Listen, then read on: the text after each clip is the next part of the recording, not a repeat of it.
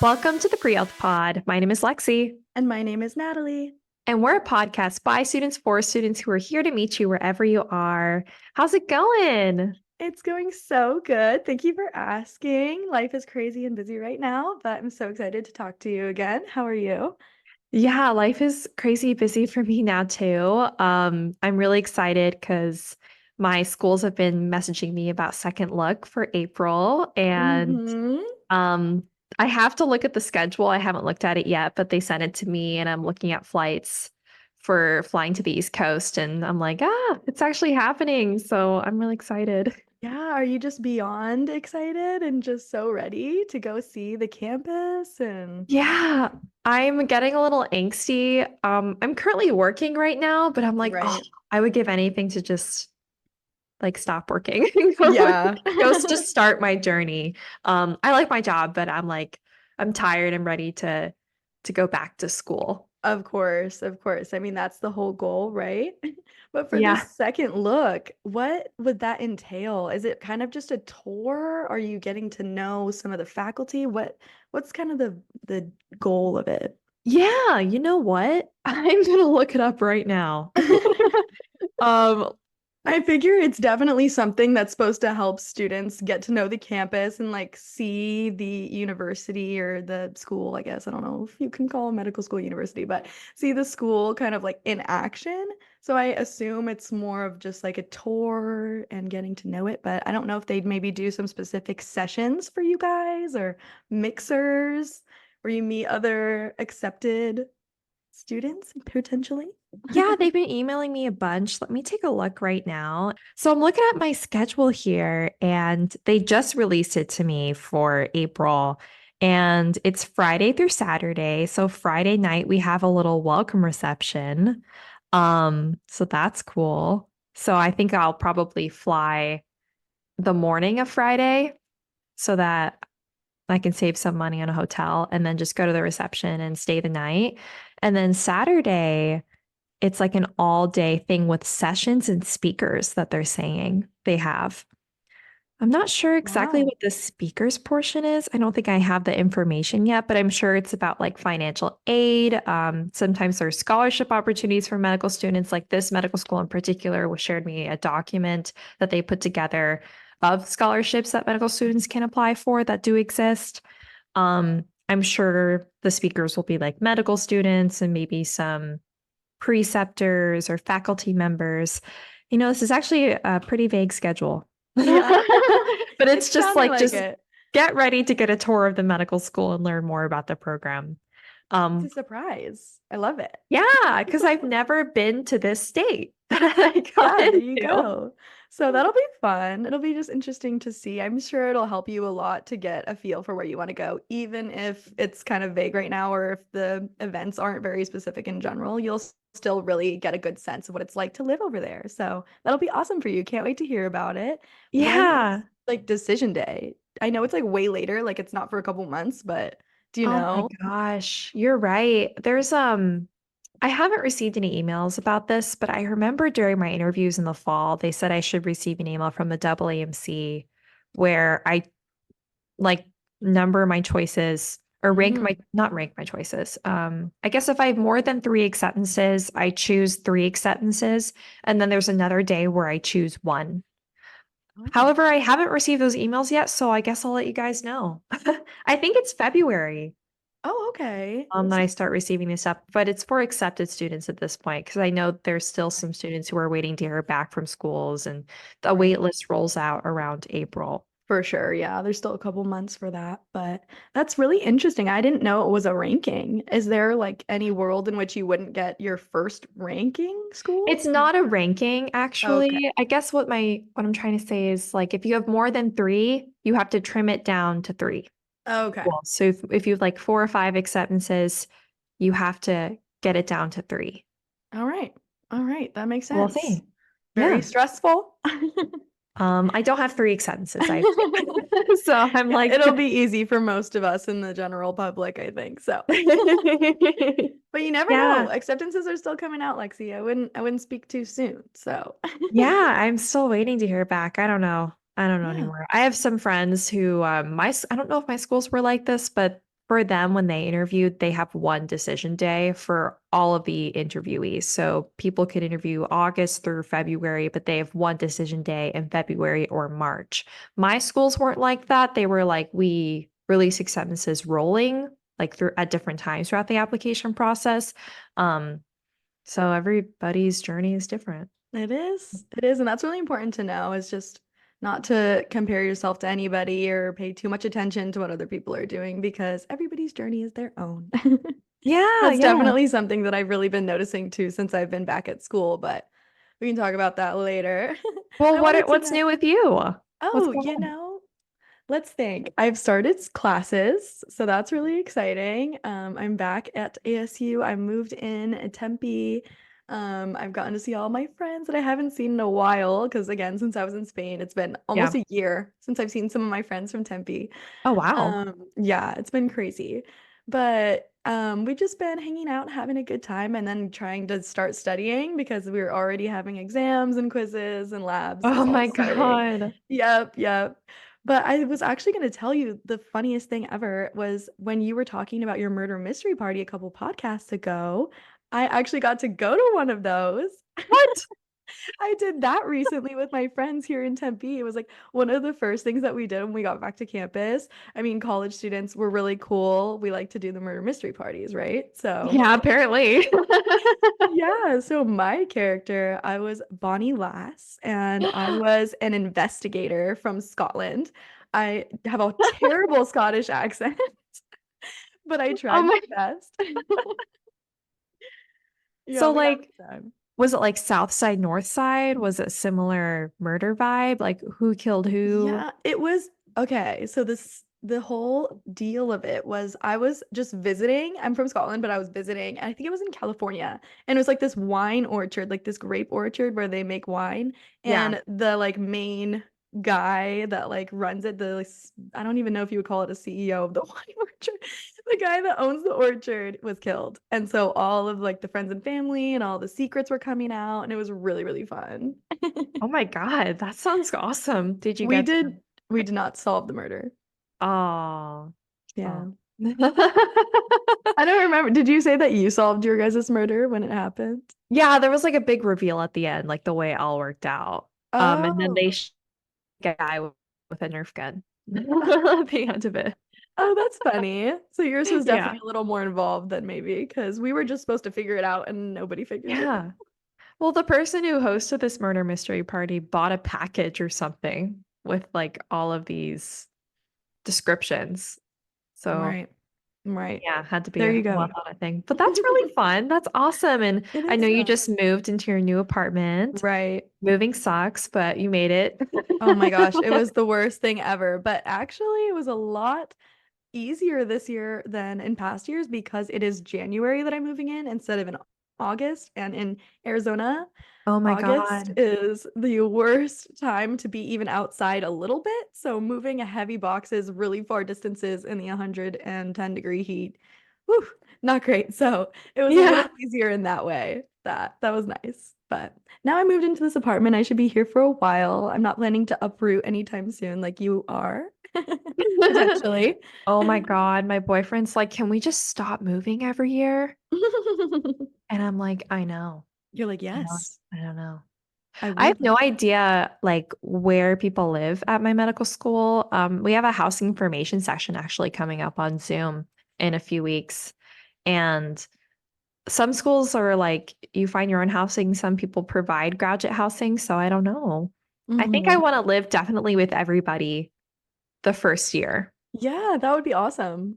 Get to know Yeah. your class. You guys will all get really close, I bet, over the course of the 4 years. So might as well get started getting to know them early. Yeah, I'm like, this is gonna sound so funny or weird. I don't know. I'm just nervous about finding my people, Oh, I guess is it sounds cheesy, but no, I that's such feel a like valid concern.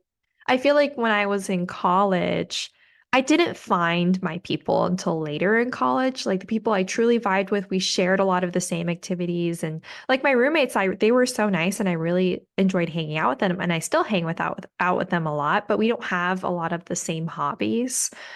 or same aspirations, you know.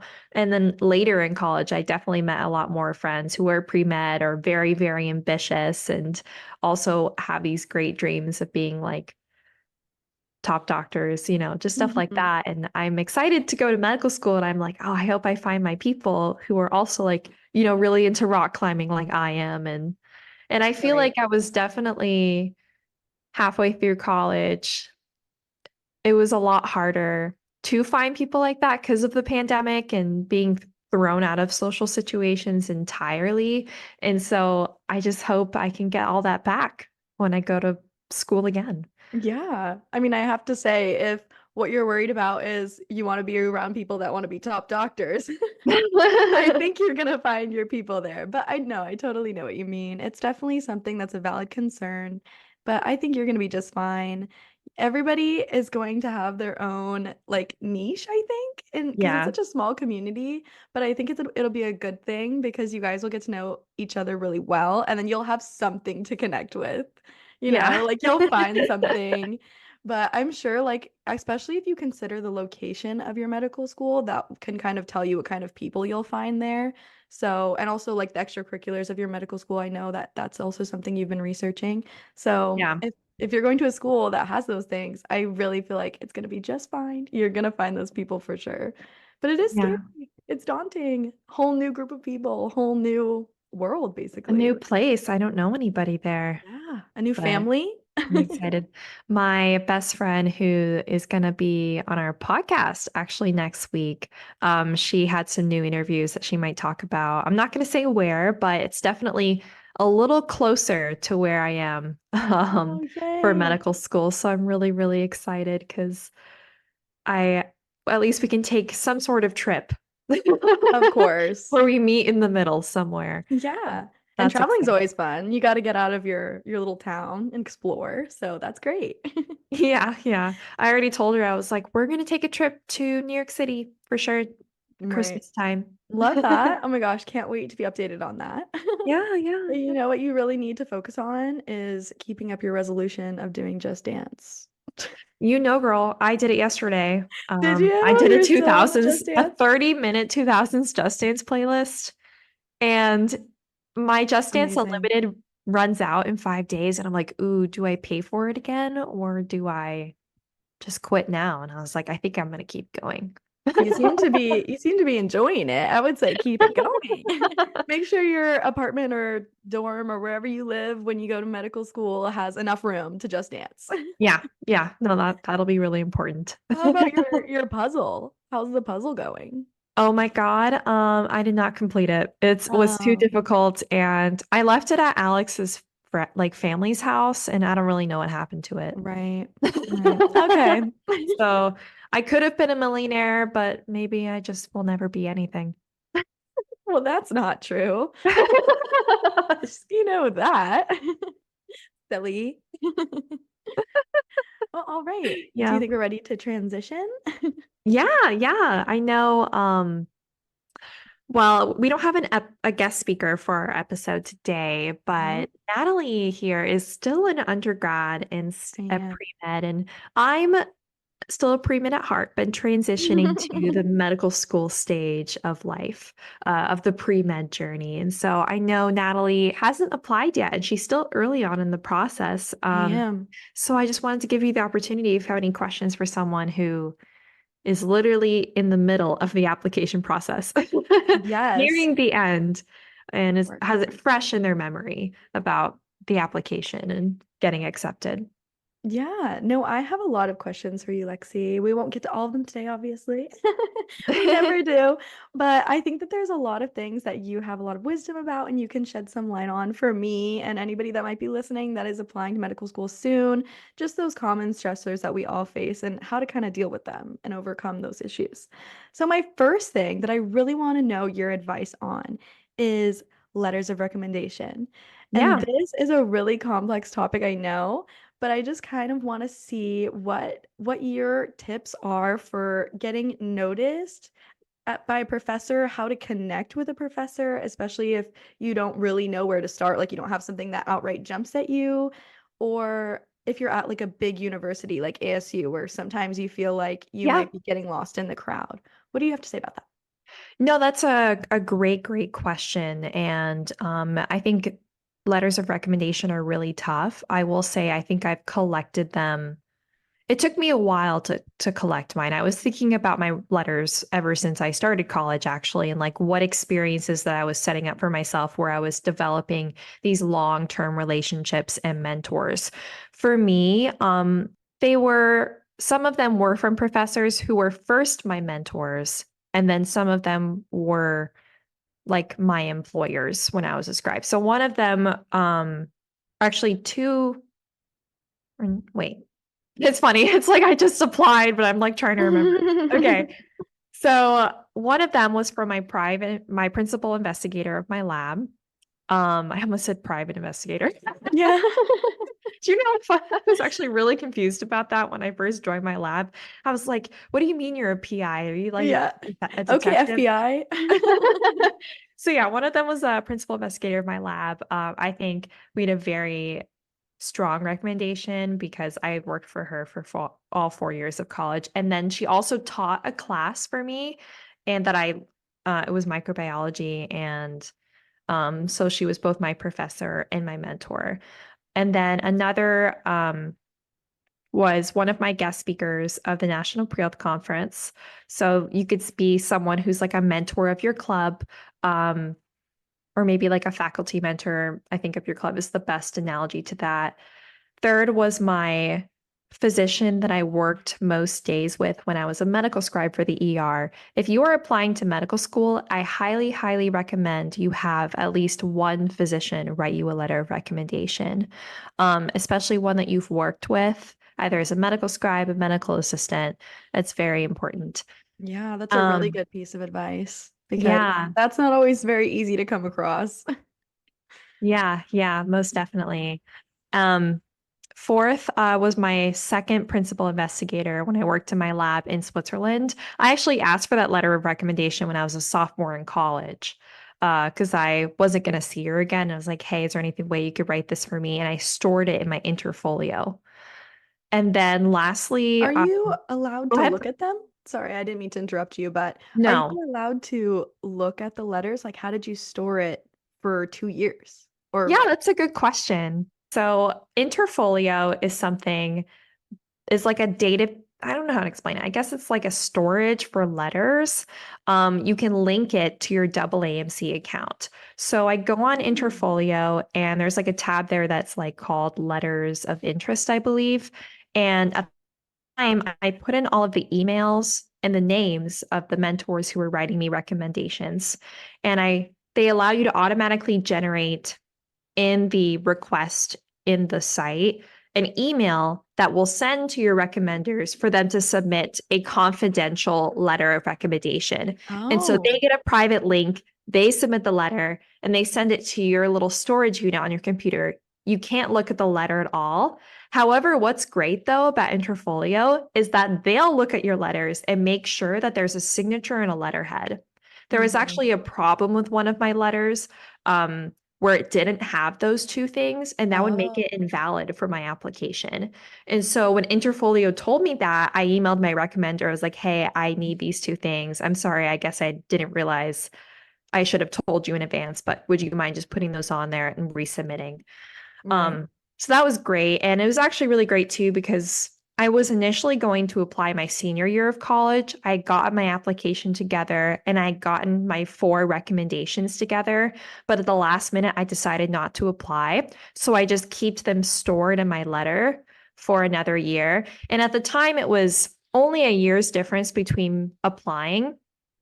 So it was okay. And it was still pretty early, like I guess it wasn't too late of a recommendation to still submit with my letter. However, for my fifth recommendation letter, that's the one I got for my gap year that I was doing. So I wanted to include a letter that included information about what I was doing during my gap year to say, hey, I'm still doing some stuff that's still relevant to my application and would make me a competitive candidate for your school. And so that fifth letter was my employer, who was a physician that I worked with during my gap year.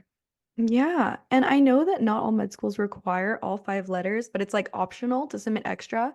Do you recommend just always submitting the total number of letters that you possibly can, or do you think that you should just focus on where you're strongest? Because you obviously had 5 strong ones.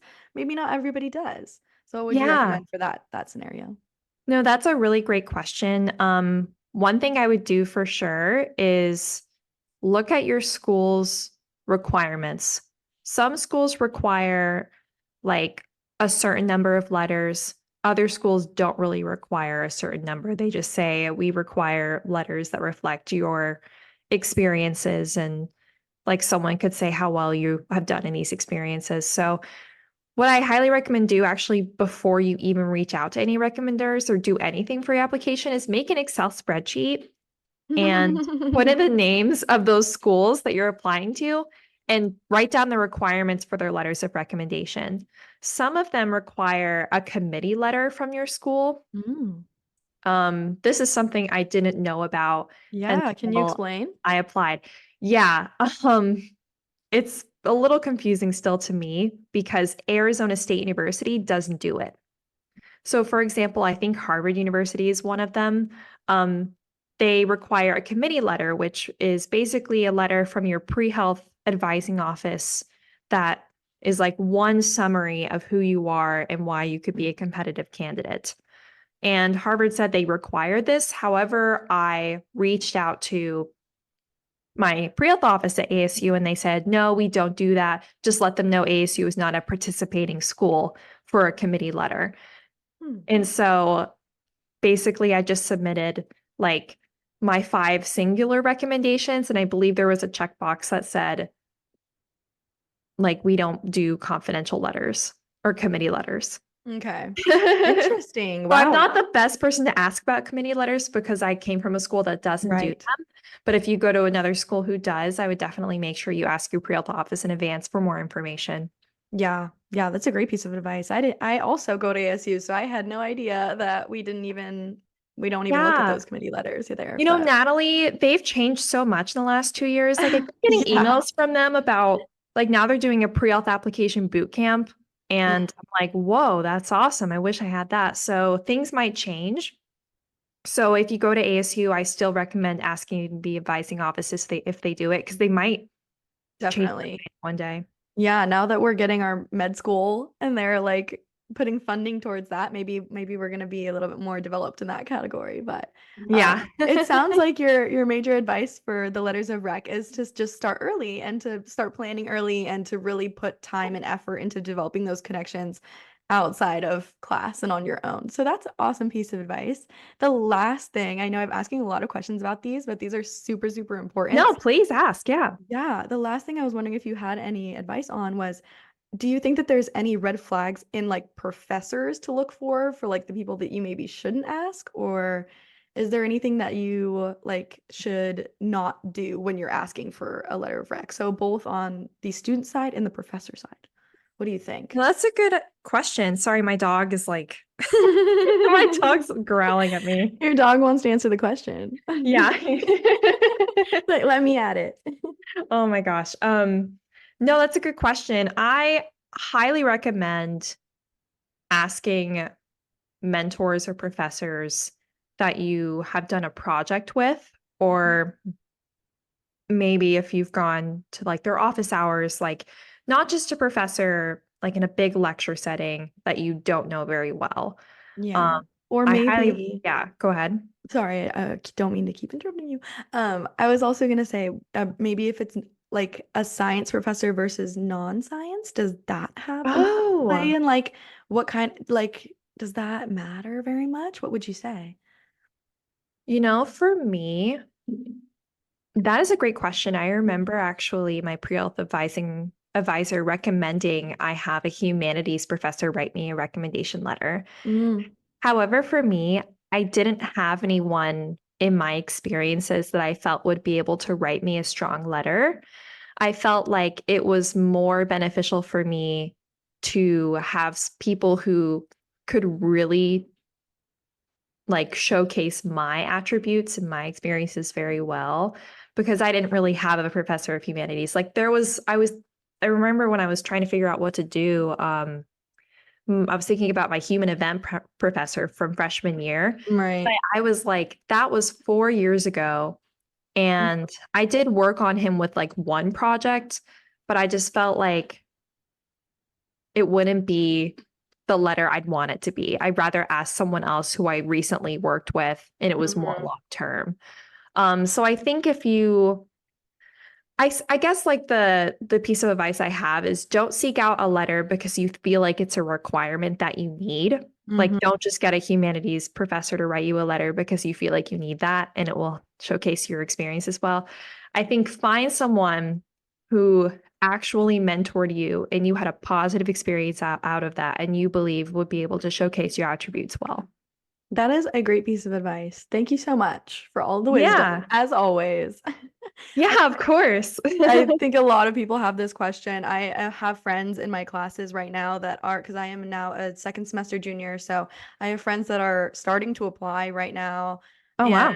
they definitely have letters of rec really on the front of their minds. Like everybody's concerned, who am I going to get a letter from? How am I going to do it? What do I do? So Yeah.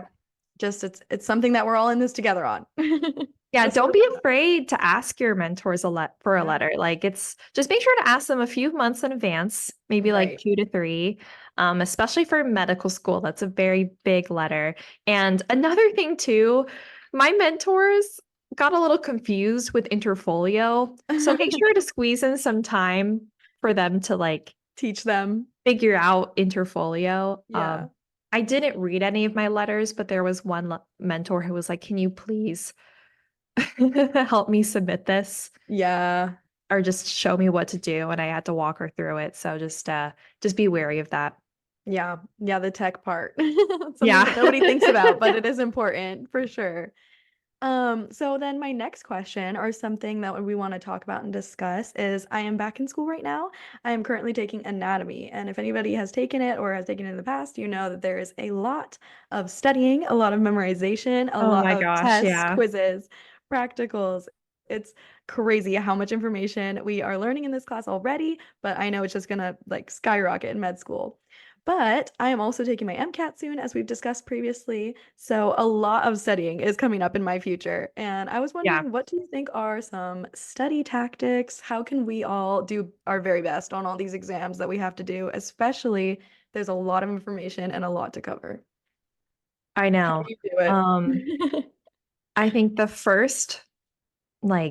best advice I could ever give you is patience with yourself. Mm, Um, you're not going to get everything right away. And so true. please, at least for the MCAT part, stay off of pre-med Reddit and Student Doctor Network. They will not help you. Yes, And ma'am. like it's just gonna make everything worse. Regarding actually the actual tactics, I swear by Quizlet Pro.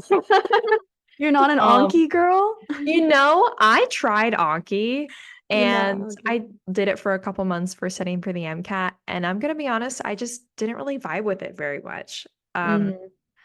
I don't know. I just didn't like making my own flashcards in Anki. I guess I just wasn't used to it, but I really like Yeah. Quizlet Pro Right. because the one I did pay for, it's like $30 a year, but they let you play games on it, and I get very bored very easily just swiping through the Anki cards. But on Quizlet, I get to include an image and what I want to include about the term, and I get to do a little matching or flashcards or games, and it keeps me more interested. And I can do it on my phone before bed because Anki you can't get on your phone at Mm. all, but I think you have to pay like $25 for the app. It's a little crazy, but Yeah, see, this is really interesting. I wonder if maybe your opinions might change as you go through medical school, just because so many people are such a big fan of Anki. And I even during my lectures right now, I have like guys sitting next to me, like making an Anki as we go through the lecture.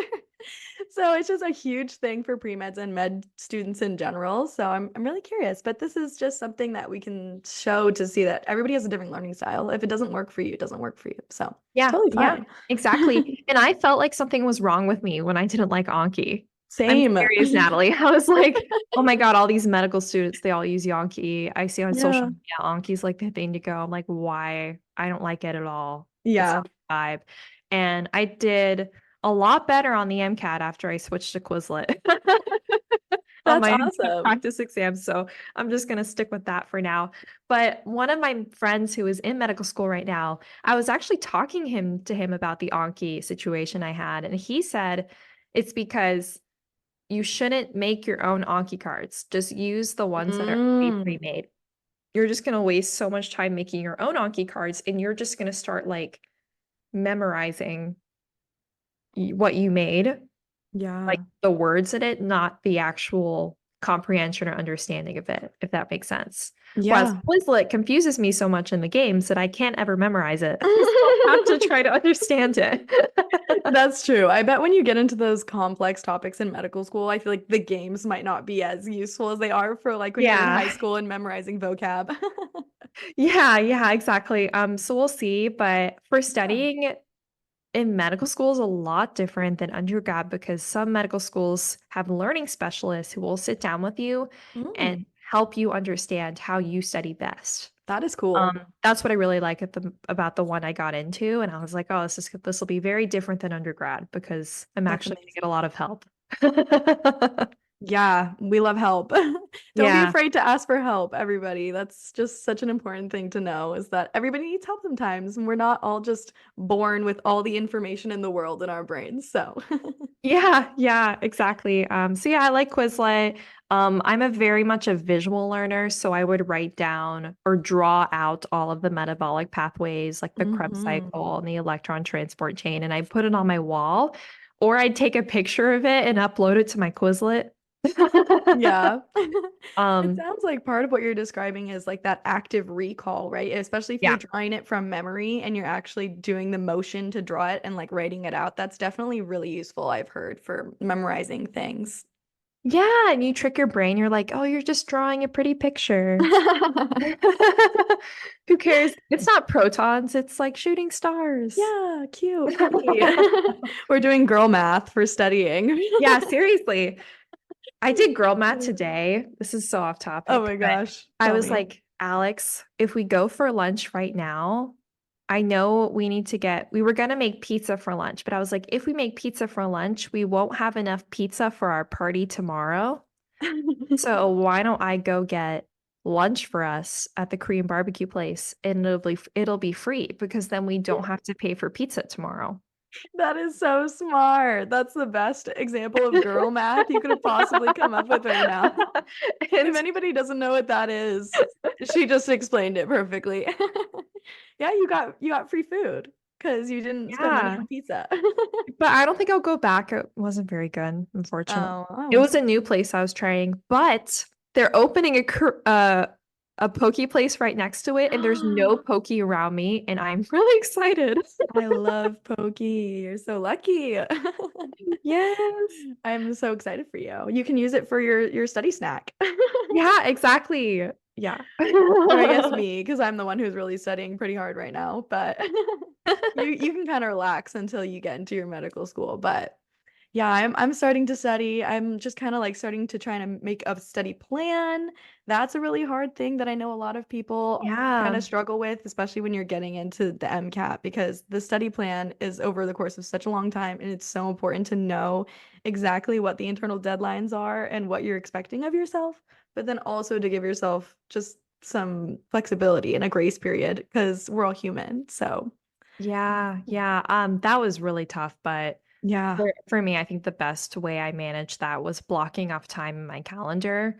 Not trying to find time wherever I had time because I never had time. I had to block off like I wake up at 7:30 and at 8 a.m. to 1 p.m. I'm sitting down and studying and getting up for a quick snack every hour or something.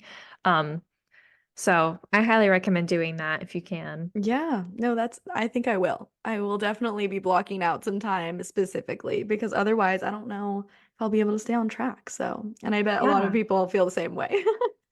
I know. Oh my gosh, those days where I'd like calculate how many questions I have to do to Oh finish my Q gosh. bank within these few months is was exhausting, but See, like that's just whole new vocabulary and everything. Like people that haven't started studying for the MCAT might not even know what we mean by like calculate how many questions you need to do in your Q bank. But yeah, that's really great advice. Thank you for that. Yeah, of Um, course. I also wanted to ask you because when you're making or when you're kind of on your path to applying to medical school, you want to make sure that you're doing activities with regard to volunteering and research that you really care about, that you're Yeah. interested in, and that really spark your passion. Because if you don't, then it won't. Because people who do that, right, they're just checking a box, and checking that Yeah. box is not going to be impressive to anybody on a med school like committee, right? Right. So, how do you recommend getting involved, or how do you recommend that a student could find these research or volunteering opportunities that matter to them? If maybe they're like, I can't find anything I'm interested in. Where do you start? Oh gosh. Kind of a Um, broad question. yeah. You know, sometimes it's so hard to figure out what you're passionate about until you Mhm. actually do the activity. Um, Exactly. So try new things. that's, I know, trying new things and seeing what you don't like, but I guess like an example I could give, and honestly, Sarah, who was on this podcast earlier, she actually talked Yeah. about this, Oh. where, if you're someone who joined a research lab, you thought it was interesting, but a few months into the lab, you're really hating it, but Hmm. you're like, oh, I want to keep going because I know this is a requirement for medical school. Do yourself a favor and find a new experience or activity For because sure. you're doing a disservice to yourself and your lab. And that lack of passion you have for that project will absolutely show in your application and Yep. in your interviews. In my interviews for medical school, they asked me about my research, and I really enjoyed what I did, and I felt like I was making a huge impact on my society and my Yeah. lab. And so I was really excited to talk about it. I Of wasn't having course. to like pull it out of me. So, Yeah. And not only that, you don't want to waste your own time, right? If you're doing something you're right. not interested in, you're just wasting your own time that you could be doing things that are going to help you way more. So, Yeah. And so I'm sure you could share those like experiences or expressions with your PI and be like, "Hey, I don't think this is for me, but I really appreciate your time and training me here." But there are also many, many different types of research experiences. And I'm just going to talk about research for a second because I know a lot of students have love research or either don't like it at all. There's mhm. clinical research, there's research like where you're working with patients in a clinical setting. There's wet lab research, which is what I did. I went to a lab and I worked with like physical bacteria. There's also a dry lab where you can work on a computer, either in person or online. There are many different types, and there's like thousands and thousands of projects, and they could be biology related. I Mhm. have some friends though who are doing stuff like you, Natalie, actually, who are Yeah. working on projects that are a little bit biology related, but also like related Yeah, to like a dry documentary or lab, film. right? Yeah, Mhm. yeah, yeah. Um, Also, it doesn't have to be these experiences all related to your medical school application. I have friends who applied who all in their interview, they only talked about what was it? Running marathons the entire time. Really? Like that was You the know? only topic of conversation?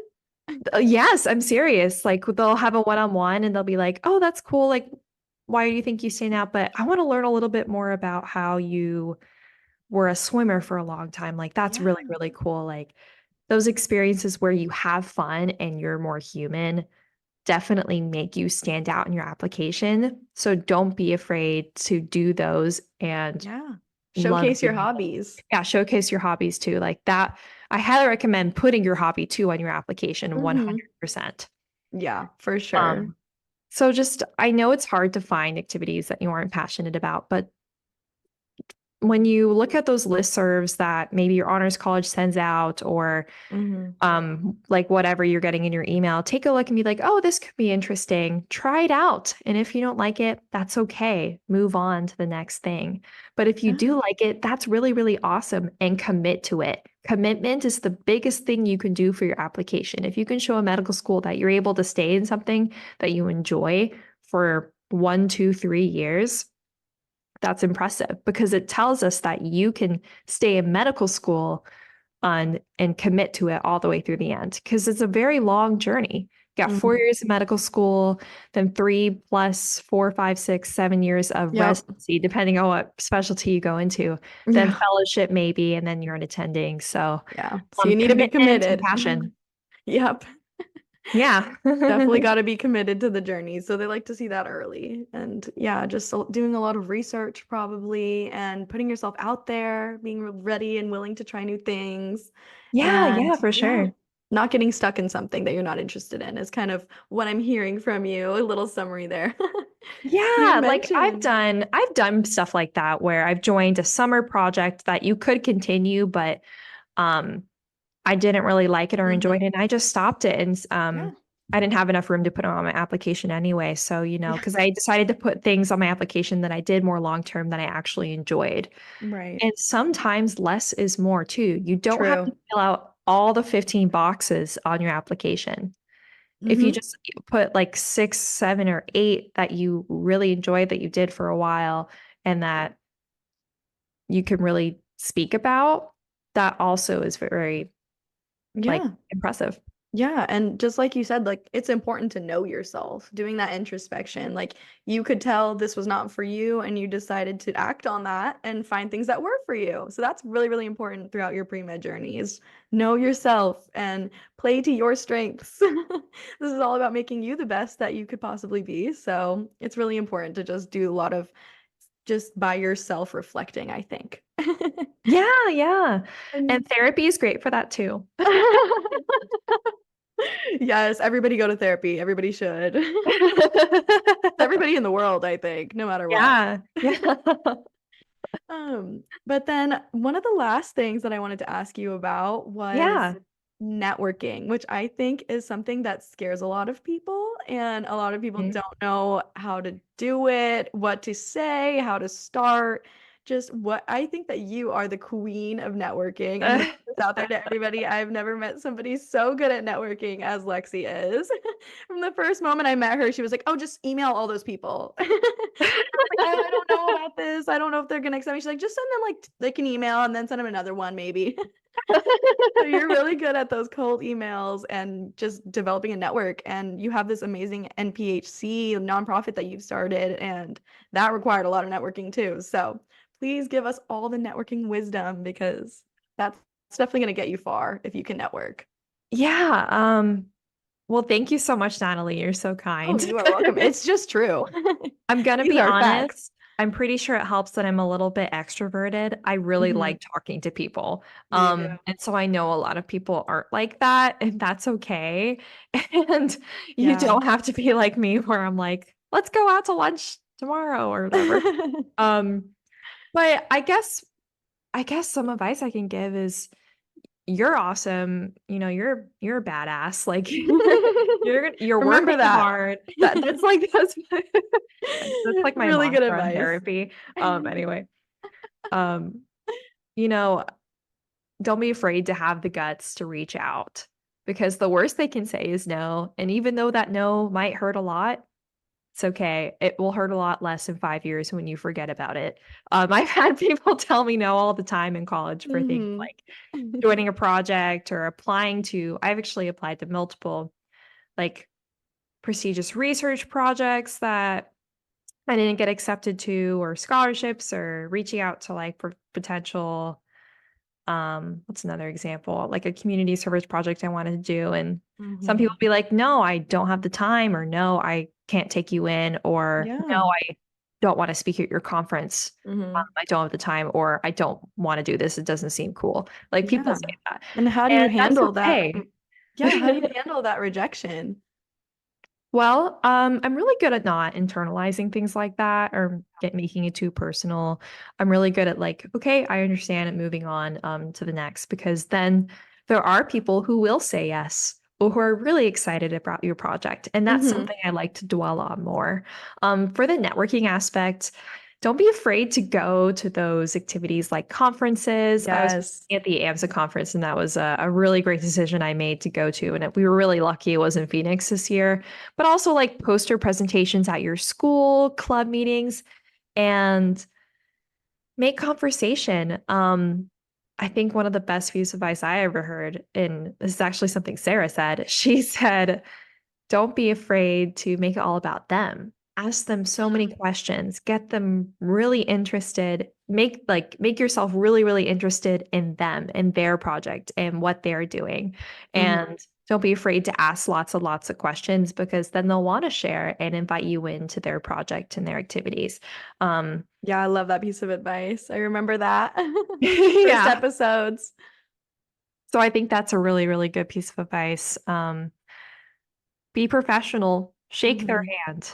Mm. I know it's post-COVID now, and people have gone back to shaking hands. If you're not comfortable with that, that's fine. But there's nothing like a good grip handshake. I've had people like when I went to, I think my in-person interview, I shook their hand like very firmly in my interview, and they were like, "You're very professional." I was like, Yeah. "Oh, okay." I Thank you. remember when we went to the AMSA conference and you said that you took a class on handshaking one time, something like I that, like how to did. have a good handshake. And then you showed me it and like shook my hand and I was shocked. I was like, wow, okay, you're not lying. That is a firm grip. Yeah. Oh my God, my He mom has made me go to intense that. When I was handshakes. in middle school. I was definitely the weird kid. Oh, but look, it's benefited you now. Look at who's on Yeah. top. Yeah, my mom made me take like networking classes when I was in middle school. Yeah. But I'm really grateful for that So now. you But can thank your mom too for your superior networking ability. yeah, she definitely She's a smart woman. made me unafraid. Hmm. I think the best thing you can do for yourself is just don't be afraid, which I know Yeah. is a lot harder. What do you have? What Mm. about like for people that are introverts and have a lot of Yeah. anxiety maybe, or don't like to speak in front of people? Because it's a lot harder then. But do you have any recommendations for them?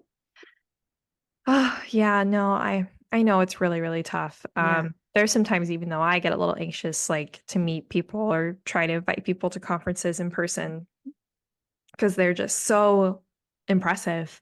Um, I think for me, I just really try to like repeat in my mind that I don't care if they say no. Even if Yeah. it's not true, I try to convince myself of like, I don't care if they don't want to talk to me or Fake say, it till I you don't make it. care. I don't care. Seriously. Fake it till you make I it. fake it for I sure. think that's also a really good piece of advice is that you might look around and be like, everybody's so confident, everybody's so good at this and this and this, and I'm not. It's so hard for me. But in reality, everybody's probably faking it until they're making it. Yeah. Yeah. I have done that so many times. Oh my gosh. And Especially these nobody can last couple of tell. years where I'm like, I don't care what's going to happen. Even during some of my medical school interviews, honestly, there have been some interviews where I share some aspects of my story and they're like, they say it's one of like the key aspects of why I'm getting accepted into medical school. And then some schools that I've talked to about, they're like, I don't know if that's a good fit to share, or I don't know if I want to learn more about it. And I've been like, okay, well, maybe then you're not a good fit for me as a Mhm. school. So that's some things that I've talked about. But Yeah. yeah. All right. Well, that's super helpful. I think that we're all leaving this episode today a little bit more ready to apply to med school. Yeah. Potentially, potentially. But I actually just a little tidbit question, not even an actual question, but I was wondering if Yeah. your ideas about your specialty are changing as you're approaching like actually going to med school. Because I know everybody like they're like hate the question of what do you want to do like for your specialty because we're all like, oh, we don't know yet. But it's a work in progress. So I haven't asked you in a Yeah. while. What are you thinking about your specialty at the moment that you might want to do eventually? Right now, general surgery. I think fourth year medical student will look back and start laughing. We'll see. No, you will get there. But that's really what I want to do. And I don't know, it seems awesome. Um, Yeah. 10 years ago, I wanted to be a neurosurgeon. That has changed a lot. When I first started Yeah. college, actually, I wanted to be a neurosurgeon. That's completely changed. Um, yeah, I actually have Wow. quite an interest in trauma surgery. That would be an interesting one for sure. See, that's one thing that I don't think I could ever do. Yeah. Trauma is not going to be my area of expertise. Natalie, what did you say you were interested in? So I again, because I'm so baby in the process, I have a couple things that I'm interested in. I would either be interested in general surgery, like how you were saying, but Yeah. that can get difficult for women, unfortunately, is that in life sometimes people make you choose between a Yeah, intense unfortunately. career and having a family. So, but general surgery is definitely something that I'm considering, or anesthesiology, ER Hmm. doc, and then the other one was ophthalmology and OBGYN. So those are like Wow. my top interests.